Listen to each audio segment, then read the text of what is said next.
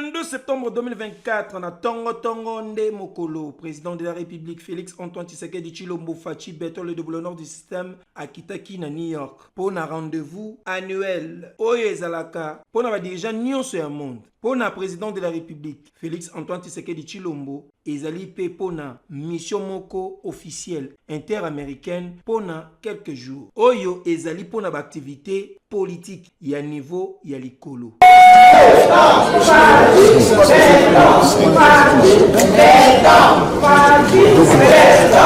Nakati ya 79e session ya Assemblée générale ya ba chef d'État na ba gouvernement Oyo ekofungwama mokolo ya mardi 24 septembre 2024 Oyo président de la République Félix-Antoine Tshisekedi Tshilombo Fachi Beto le double honneur du système akozwa maloba na likolo ya tribune pona kopesa makanisi na ye pe vision na ye na oyo etali politique nationale pe internationale pe lisusu akoloba na oyo etali likambo ya République démocratique du Congo oyo ezali agression oyo ezali kouta na nzela ya Rwanda. Assemblée générale ya année oyo esengeli intervenir na contexte international oyo ezali marqué na avance moko significative pour na processus ya réforme ya Conseil ya sécurité ya Nations Unies oyo ba africain nyonso balingi pona mbala liboso États-Unis endimi yango ya kofongola Conseil de sécurité ya kokotisa deux pays africains baza na droit de veto te. Mboka ya minene ya monde francophone oyo ezali pe solution ya réchauffement climatique mondial. République démocratique du Congo ezali ko prétendre sérieux parmi deux pays africains ya sika oyo ekozala parmi ba membre ya conseil. Oyo bazali kozela ba élection oyo kosalema le 9 octobre 2024 na conseil ya droit de l'homme ya Nations Unies. Événement ya makasi oyo kosala République démocratique du Congo eyeba kozongela parmi ba grand nation oyo bazali kokonza grâce ya diplomatie ya makasi ya Félix-Antoine Tshisekedi Tshilombo. Parmi batu ya mbongo makasi na mokili mobimba Bill Gates na fondation ezali na kombo na ye bazali vraiment impliqué makasi na makambo etali ba action humanitaire. Na titre wana nde ayaki komona mokonzi ya mboka président de la République Félix-Antoine Tshisekedi Tshilombo Fachi Beto le double honneur du système na New York pona kosola na ye pona évaluation ya action humanitaire na faveur ya bana ya Congo. D'abord, merci beaucoup, mais d'abord il faut savoir que c'est Bill Gates qui avait demandé lui-même de rencontrer le chef de l'État. Donc c'est une demande qui est venue de la part de Bill Gates pour évaluer un petit peu la situation sanitaire dans notre pays, parce que comme vous savez, la Fondation est très impliquée dans le système sanitaire mondial. Et particulièrement dans notre pays, la Fondation lutte pour éradiquer un certain nombre de maladies, notamment la poliomyélite. La poliomyélite, vous savez, c'est cette maladie qui rend les enfants infirmes et qui reste malheureusement des adultes infirmes définitivement. Par rapport à la poliomyélite, avec le soutien de la Fondation, on était en 2022 à 500 cas d'enfants qui sont devenus infirmes. En 2023, on est passé à 200 cas et cette année, on est à 22 cas. Ça veut dire qu'il y a une diminution très importante de la poliomyélite et c'est pour cela qu'il fallait faire le point pour savoir comment est-ce qu'on peut la terminer directement. La deuxième chose, c'est que la vaccination de routine, vous savez, les vaccins que les enfants reçoivent tous les jours, notre pays, qui avait fait des gros efforts en 2019, encore vous vous rappelez, il y avait un gros forum avec la Fondation et on venait d'arriver au pouvoir. Et un an après, on avait augmenté le nombre d'enfants vaccinés de plus de 30 points. Là, on est en train de voir comment est-ce qu'on remonte le taux de vaccination de nos tout petits enfants. Vous savez, la rougeole, la rubéole, la varicelle. Et donc, Bill est venu surtout parler de ça et voir un peu comment aussi aider dans Mpox actuellement, parce que Mpox, vous savez, c'est cette épidémie qui est en cours. Alors, le président de la République a parlé de tous ces problèmes, mais il a aussi posé un problème qui est celui de l'éducation nationale, parce qu'il a demandé effectivement à Bill s'il était possible qu'on aide nos enfants à acquérir des tablettes pour que l'éducation nationale soit facilitée pour la majorité, pour les millions de nos enfants. Alors, Bill a parlé de la connectivité par Starlink.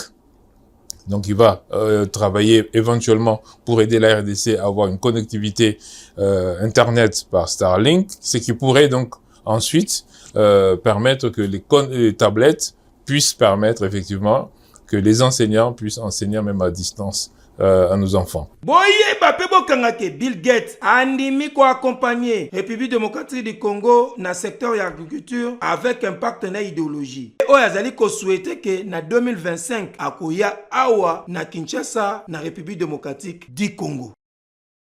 79e session ya Assemblée Générale ya Nations Unies au efungwamaki mokolo ya mardi 24 septembre 2024 na New York oyo ekosala 5 jours ebandaki le 22 ti le 27 septembre 2024 oyo plus de 200 dirigeants ya monde akolekana na tribune wana pona ko présenter ba priorité na bango na ba défi ya monde pona ko fandisa kimia vraiment ezala makasi sécurité pe na développement durable pona année oyo. Pena lisolo na bango bakolobela na thème oyo. Donner, laisser la personne à côté, agir ensemble par la paix, le développement durable et la dignité humaine des générations présente et future. Bama kamo mosusu ezali malamu te o ezali kosalema na mokili ezali mabe. La réforme ya conseil sécurité ya ngonde ekozala wana na centre ya débat général mokolo ya mardi. Na discours d'ouverture, secrétaire général ya Nations Unies Anthony Guterres atombolaki penza mongongo makasi pona kolobake changement esengeli ekota makasi. Les inégalités mondiales se reflètent et se renforcent jusque dans nos propres organisations internationales. Le Conseil de sécurité des Nations Unies a été conçu par les vainqueurs de la Seconde Guerre mondiale. À l'époque, la majeure partie du continent africain était encore sous domination coloniale. À ce jour, l'Afrique n'a toujours aucun siège permanent au sein de la principale instance de paix du monde. Un changement s'impose. Et il... Na occasion oyo, rendez-vous ya monene oyo, président de la République Félix Antoine Tshisekedi Tshilombo Fachi béton le développement du système. Akozwa maloba mokolo ya mercredi 26 avril 2024 à tribune à partir ya 14h heure locale P to 19h heure ya Kinshasa. Eba peli susu ba défi o ezali na mokili mobimba yango pe ezali occasion pona numéro 1 à République démocratique du Congo ya kolakisa engagement na ye na makambo ebele lokola respect il y a intégrité territoriale, il y a République démocratique du Congo face à agression, il y a Rwanda. Bandike, président de la République Félix Antoine Tshisekedi Tshilombo, akozanga te kosenga sanction contre Rwanda pour na agression oyo basali na RDC. Pe na pillage ya ba minéraux au basali na République démocratique du Congo. Pe ezali occasion oyo président ya République démocratique du Congo ya kosenga appui ya bamboka mosusu o bazali ba membre permanent ya Conseil de sécurité oyo bazana pouvoir makasi.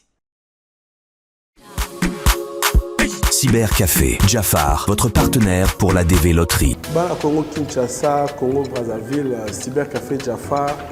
Nazalaki na États-Unis pour la kotika bandeko oyo baganyaki na Cybercafé Jafar yango bomoni na otiko mizwa bango à partir ya Kinshasa tokena bango nzela moko elongo ti na kati ya États-Unis pe kuna na installer bango na bandako ba sengeli bafanda et puis bazwi misala na minitio babandi misala yango wana omoni na zongi siko na kati ya Kinshasa RDC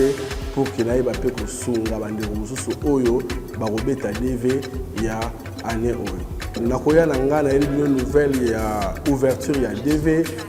Loterie ezobanda le 2 octobre et aussi là le 5 novembre. La kati ya période wana nde site kozala polele pour la robeta la bino DV contrairement à oba benga bino na mambo ya ba pré-enregistrement o mambo lokuta to lo ba na DV Loterie ezala raté. Pour la robeta DV Loterie na Cybercafé Jafar ezana $5 ya pamba. Car na $5 ndeko permettre yo beta DV. Na $5 wana to kanga photo numérique zo répondre na ba norme. Et puis tu peux remplir formulaire na yo na internet na site ya département d'État et na souka tu peux remettre yo au babengi accusé de réception yango nde symbole ou bien document zo la ki obeta ki DV et ko permettre yo pona ba résultat o ekobima na mois de mai ya 2025 yo moto kobeta DV na kata cybercafé Jafar oyo kozala ba moyen te yango wana moni bandeko oyo naza komema wana eza prise en charge grâce ya prise en charge na biso ya solo oyo esungaka bandeko à partir ya Kinshasa awa tomemi yo toke na otina kati ya États-Unis donc komitungisa te na kobeta DV mais ba moyen eza te na kovoyager ndenge nini cybercafé Jafar toza wana mpona bino nakokebisa bana Kini na bana Brazzaville na bana Congo mobimba nyonso tout bokeba na bato bazosalela bakombo ya cybercafé Jafar na ndenge ya mabe cybercafé Jafar totindaka bato na banzela te mpo baya koenregistre bino to baya kokanga bafoto bacyber na biso bato bayaka sur place soko omoni moto aye na kombo ya cybercafé Jafar eza lokuta babengisi baelève oyo bauti kozwa badiplôme na bango na mbula oyo bino nyonso bokomi sikoyo na droit ya kobeta DV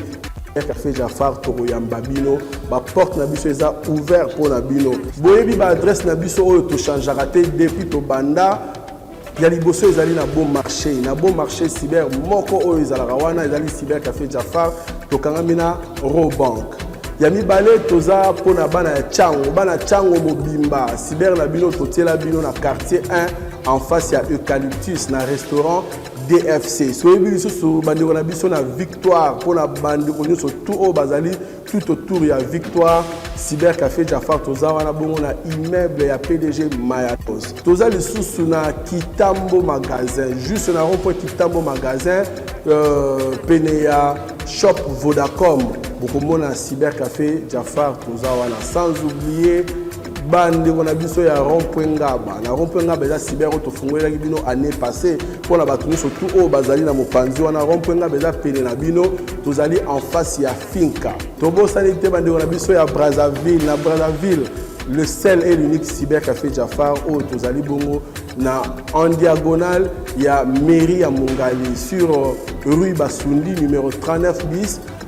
en diagonale na avenue de la Paix bokomona cybercafé Jafar eza wana tokozala ouvert mpona koyamba bino mpe tosouhaite bino bonne chance na milulu oyo ya DV ya mbula oyo dans le centre de formation oyo esengeli osala inscription mpona koyekola mosala maboko yango oyo centre de formation réflexe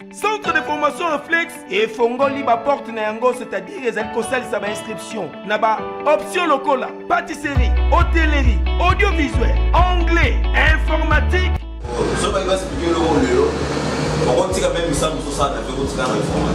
l'informatique est tellement c'est génial, c'est beau, sauf que les clients vont là, mais français, maquillage, make-up, nyonso ezali awa sokoye okozala mobimba mama na formation na ndenge ya deux fois te pelobi okozwa formation ya kitoko epai moko te bakokoboya yo ozotunanga soki adresse ezwami wapi centre de formation réflexe ezwami na route de Matadi numéro 10 référence arrêt barré na Binza Ozone na commune ya Ngalema to mpe okoki kobenga na numéro ya telefone oyo oyoki omoni ondimi c'est naturel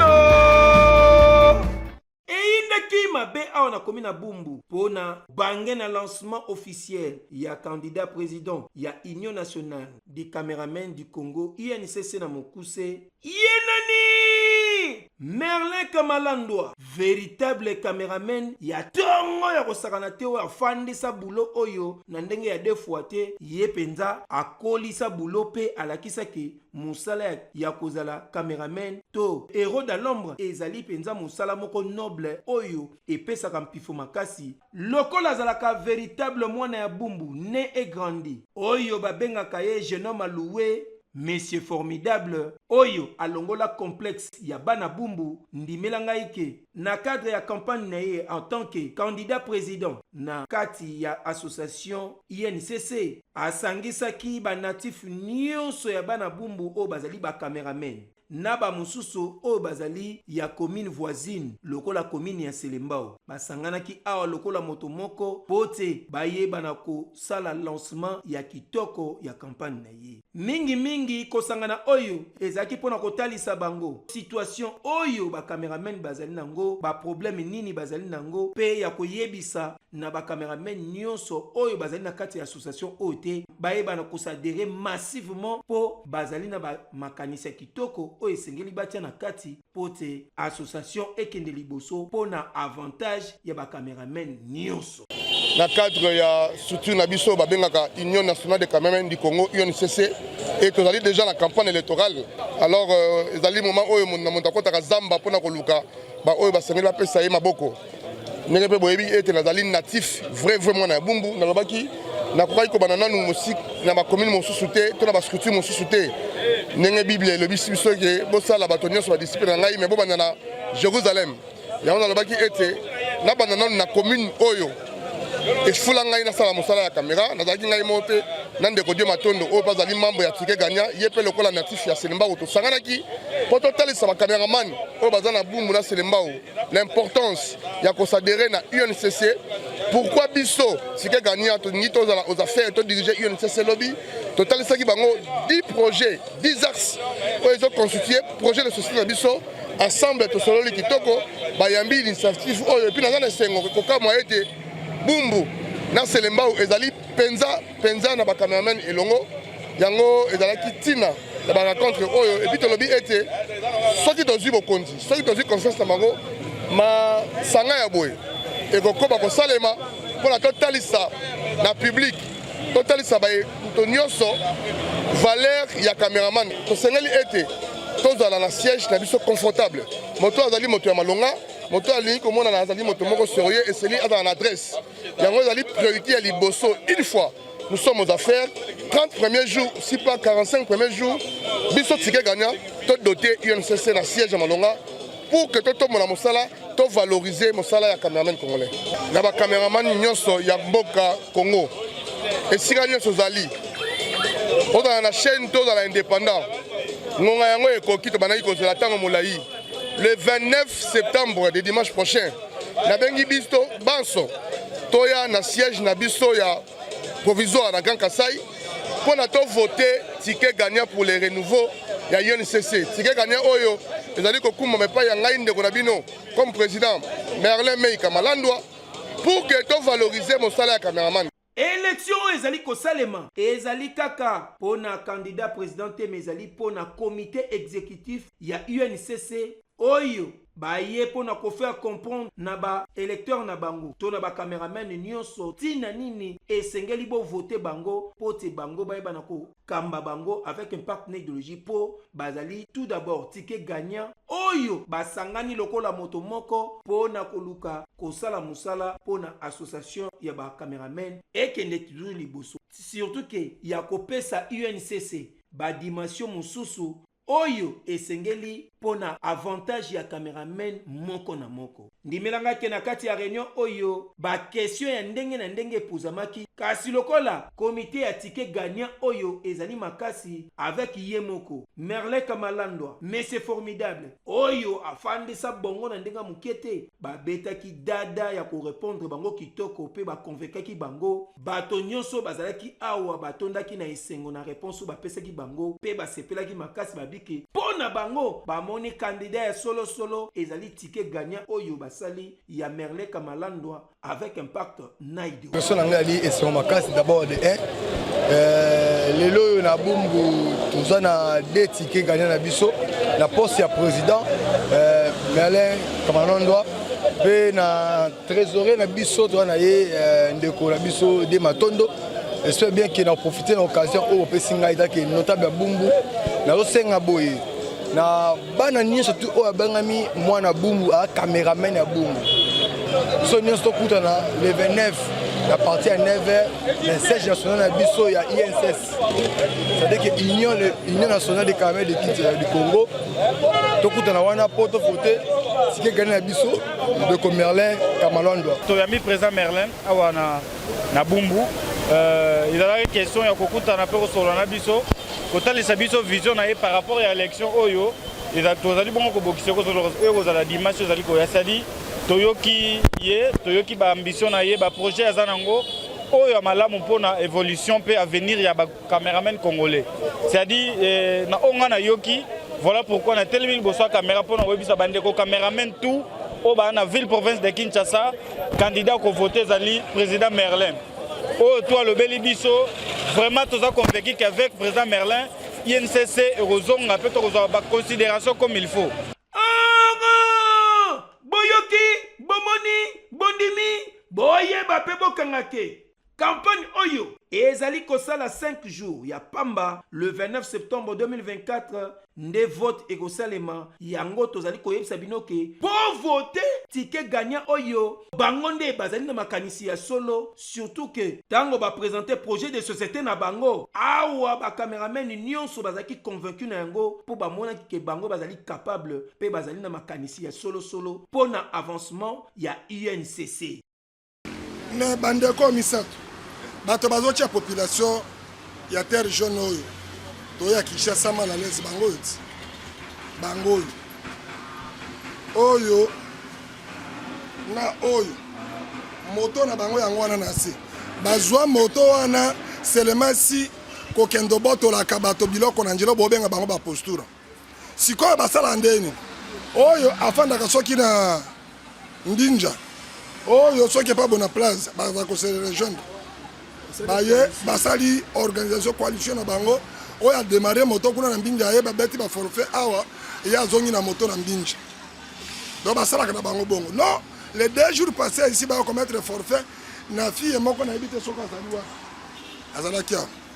babotoli mwana bato mbongo na saki na telefone likona moto azokongola mbongo ne apasi ya kodefisaka biloko to pour chasser bango c'était la nuit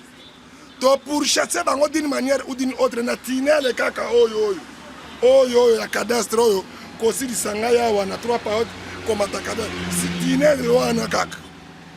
balingi bakima toza na bango mayele bana mibali oyo bozali komona bazali bato mabe na niveau moko ya kosakana te awa tozali na njili epai ya major mal à l'aise oyo akangi bana kununo baza konyokola population makasi tala neti oyo ozomona boye atiaki babombe na ye baye okanga ye azalaki moyibi akende koyiba biloko ya bato amotuta très fort so ekutu la polisi eyaki te bongo boyoka sango ke babomi oyo mosusu ozomona boye ye atambolaka na kombo ya la polisi nzoka azali la polisi te oyo mpe ozomona boye bana ya kuluna na niveau ya 2 fois te omoni balati bango bamashete oyo bakangaki ye abotolaki motu bachombo oyo mpe mosusu bango bazali baekiri oyo eza ke ekiri boye na ekiri boye bayokanaka te babundaka na niveau moko ya kosakana te bango nde basalaka sabotage awa na njili nde la polisi ekwei na bango bongo ntango kamera na biso ekomi wana eza kotuna bango yoka nde moko na moko ndenge aza kotatamana yo bakangi yo po ani tozala ni place moko yani tozala ni place moko ngai nasali kuta intervention nalandi banana na butu bazwi basundoli bango batiki bango mili batiki bango ngai nde bakangi ngai oalokute yoka siko oyo susu yo bakangi yo po ani biso 11 na mavi toyokana te nde bana mavi bayaki nde ntango tolandi bango babwaka lisheti nde yango tozwaki yango okosi oyo tuna lisusu yo bakangi yo po ani te polisi te mutapesi biso polisi te mutapesi biso biso mo tozali nango nakangaki yango mpa mwa bamuke nabotolaki mwa bamuke yo penako lokuta makasi ebongo oyo tango bazotuna ye bakangi po nini yoka ndenge expliquer te pe na mela kuti siko na basu te nalali bani nalamuki na ntango bakayenga oyo yibi amoi bamenase nga me nayibi na ngelo te nga na edimaso nga atongana nga nayebi mamba moyibi te pe lokuta moko nam tomona te mokonzi ya la police pe baexplike bo na bakonzi na biso parce que mpona bon encadrement ndenge baza koencadre biso bakitani na bango biso toza basali na bango toza mpe basali ya population nakanisi yo moko olandi témoignage innocent azali awa te innocent na kati na bango azali awa te mutu na mutu aza kondima mabe oyo ye moko asalaki oyo bamasheti wana basali baforfait na bango bapolisier bakangi bango na lolenge ndenge policier asalaka oyo mosusu alobi yo makambo bakwiti ça c'est faux na sifo ye kutu balingaki batumba ye soki ezaka mpe polisi te mbele azali boye te mbeleero aza déjà na se ya mabele obe aza na frigo grâce à Dieu police ekobima azali wana eloko mosusu naza kosenga kaka na population na biso nakanisi commissariat oyo ya biso ya Njili de ezali parmi ba commissariat oyo totambolaka na bosembo tolingaka kokanga bato bikanga te awa soki tokangi yo tokangi yo soki ozala likambo te tokotika yo sans même opesa ta même un. Alors nazosenga kaka na population na biso bazala confiance na biso besali na bango à cas de problème babengaka biso comme d'habitude bazala déjà na ba numéro awa tokolobaka ke bana ya kuluna oyo trop c'est trop ndenge bakangi bango boye angenga na bulu eyamba bango ekosala eloko.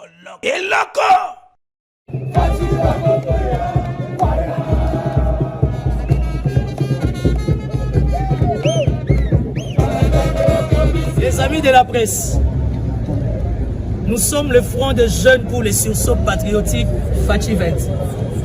Vous connaissez bien, moi, Thibodeau Lenoir et Fika, l'un des porte-parole communicateurs du chef de l'État. Et cette structure a été créée pour accompagner la vision du chef de l'État. Cette structure a été créée pour accompagner toute personne, toute autorité qui adhère dans la vision du chef de l'État. Mais tous ceux-là que nous estimons, nous trouvons compétents pour accompagner la vision du chef de l'État. C'est ça la raison majeure. Nous sommes venus aujourd'hui à l'OGFREM. Nous sommes venus accompagner le comité de gestion de l'OGFREM parce que ça fait 2 ans, 3 ans, il n'y avait que des problèmes à l'OGFREM. Aujourd'hui, l'OGFREM, une grande société qui est calme, dont les conditions sont réunies par rapport au personnel. Alors, il est de notre devoir d'accompagner cette démarche.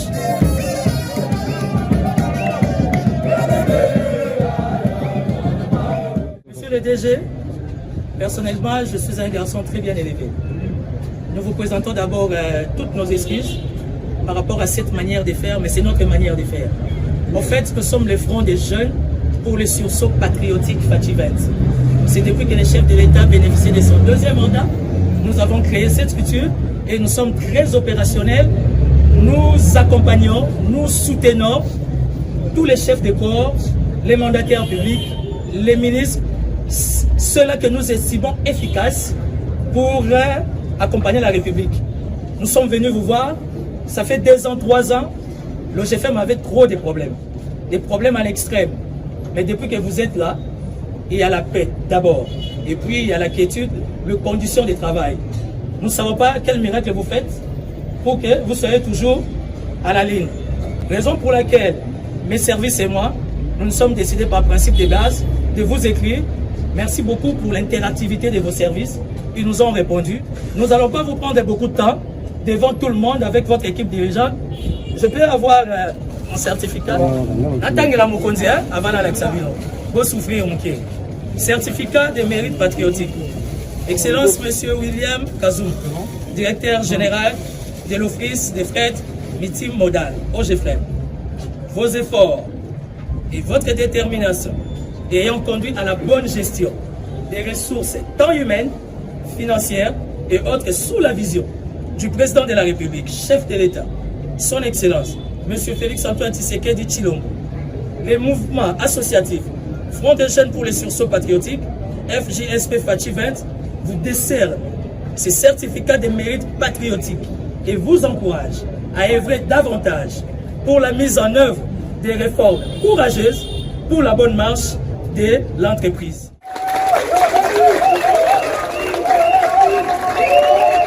Monsieur le DG, avec tout nos respects, nous estimons que vous les méritez. Je sais que vous n'aimez pas trop les médias. Nous sommes en politique et on n'a pas le choix. Du fait que vous accompagnez la vision chère du chef de l'État, il est de notre devoir. Et pour nous, c'est une obligation de venir vous accompagner, vous soutenir, vous remettre ces certificats devant votre équipe qui est tellement costaud, évidemment devant les sursauts et devant le corps des médias qui est la presse. Merci. Merci.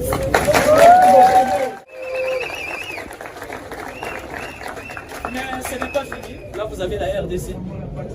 Surtout que vous avez la gestion de toute la RDC dans les cadres des frais. Alors, nous vous offrons ça.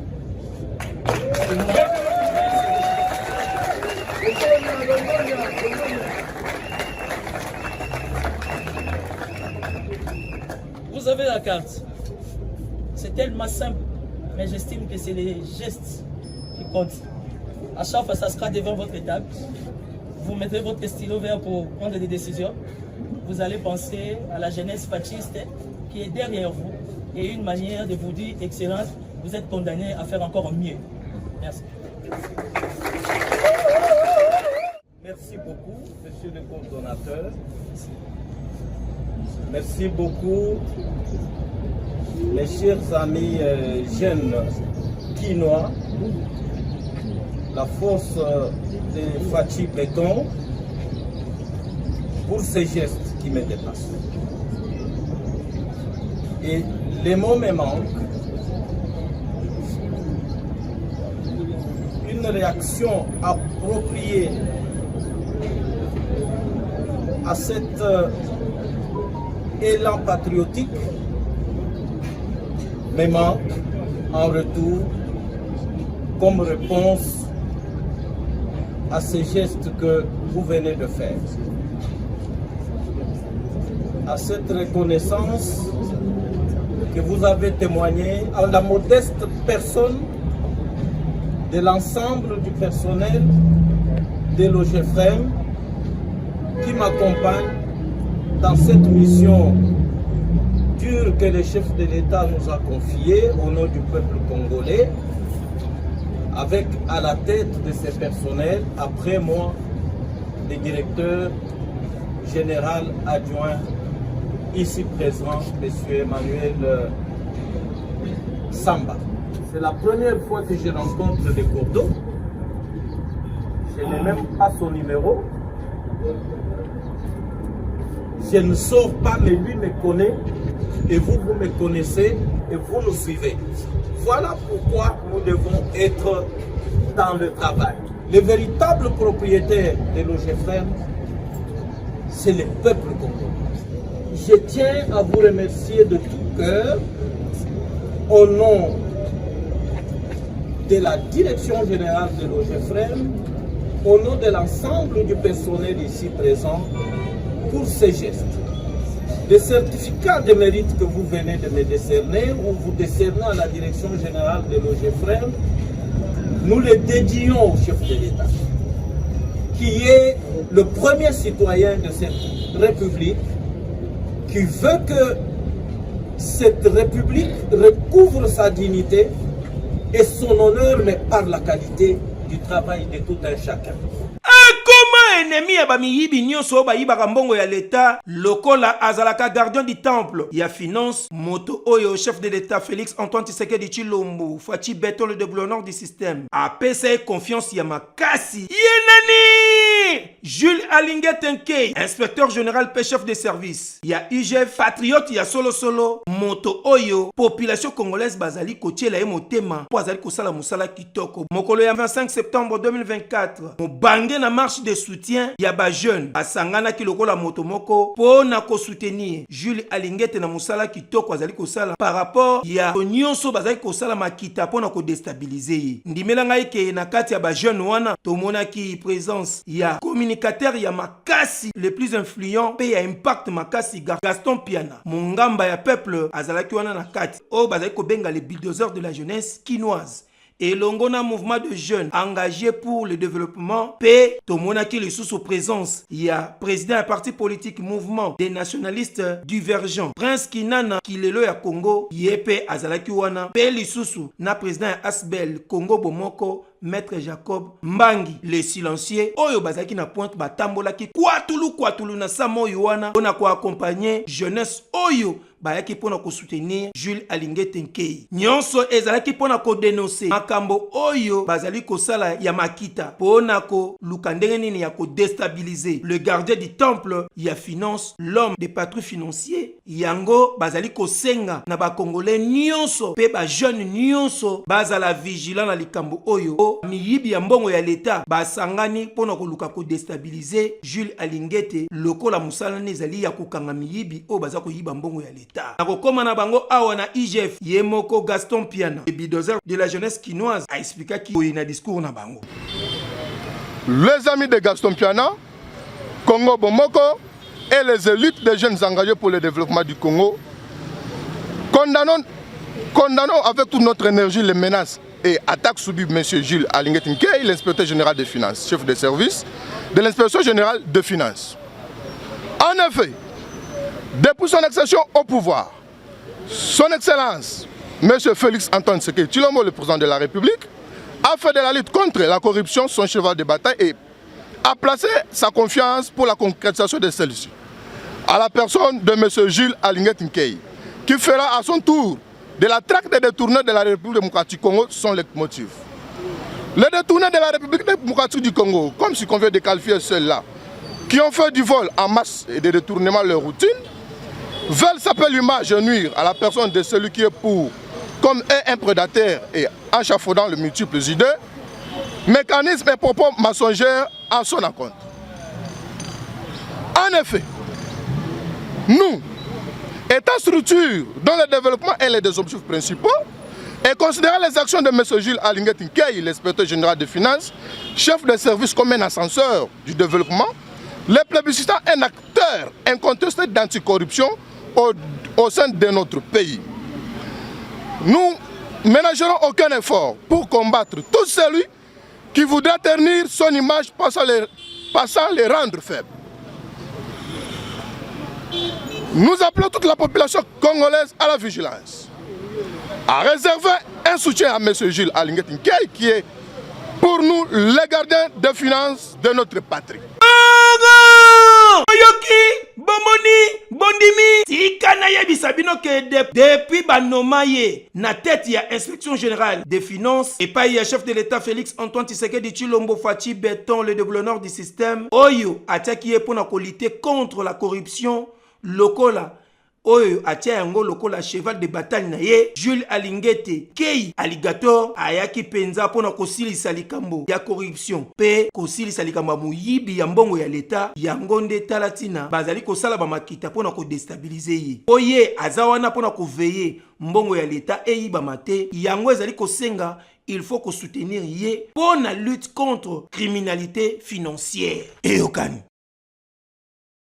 koyamba makasi boye ezali kolakisa relation o bazali na yango entre les deux chefs d'État, président de la République Félix Antoine Tshisekedi Tshilombo na Alexandre Vučić bakutanaki pona mbala liboso o esalaki 5 heures na Belgrade na occasion ya visite officielle na Serbie pe azali kokolisa contact physique pe diplomatique pona profit ya peuple na ye balobelaki makambo ebele na lisolo na bango esengeli basala ensemble pour avantage ya bamboka oyo mibale et lisusu ya ko renforcer relations bilatérales ya ba deux chefs d'État pour na kokolisa lisusu coopération na bango na ba secteur lokola agriculture, infrastructure na éducation. Pe lisusu président Vučić azo soutenir peuple congolais face ya bitumba ya agression oyo République démocratique du Congo ezali ko subir na côté à est pe azali ko soutenir ya intégrité territoriale ya République démocratique du Congo. Kaka mokolo wana président de la République Félix Antoine Tshisekedi Tshilombo Fachi Béton, le développeur du système ayambaki na siège ya Nations Unies homologue na ye ya République ya Pologne Andrzej Duda oyo kokutana na bango président ya Pologne asepelaki makasi pona kosala approchement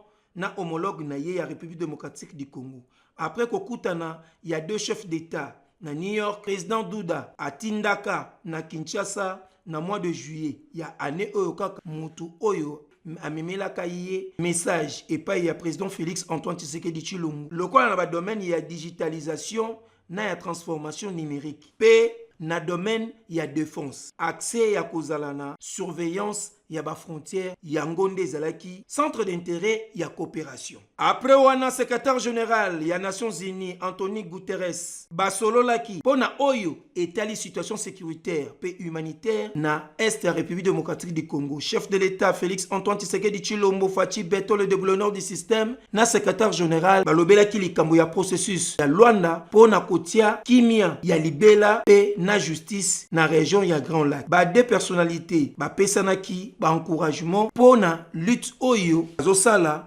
pona réforme ya Conseil de sécurité ya Nations Unies. Eyokani.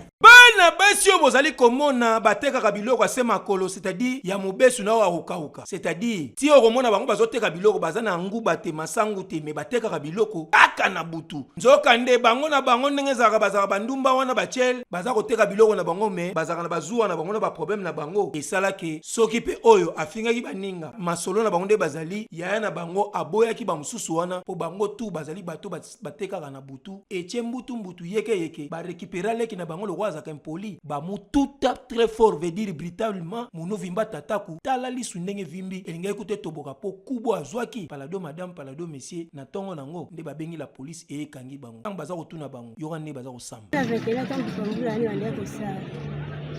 ye aseng na ye pe bato akakamba moko babaseng na me akti baseng na basalaki na sepela te nasali bango eloma te bango ka bakomobetanga bango base bayangi ngai amwasa soda siko babetenga ngai dosimola bango te tosolola bie tomelaka tolatana tosolola siko na oyeba te basalinga bepona nga bango na dosi na bango te 21 yo utaki wapi tozala na bango bosala na bango mosala moko mosala nini pardon bozela bosala mosala nini yoka nde mokonzi ya la police colonel Willy Kabondo a expliqué boye bozali awa bana basi basali pakai makasi na 3 payota baza basi ya bakulu bango moko mpe basalaka yango otema mibali na bango basi bakotisi bango virus wana bango mpe bakoti mpe virus wana mama yaka tala ndenge babeti moninga na bango mpona kowela nani mibali na kati ya nzela oyo alobiki azali mwasi ya soda nde baretrouve mpe ka na balabala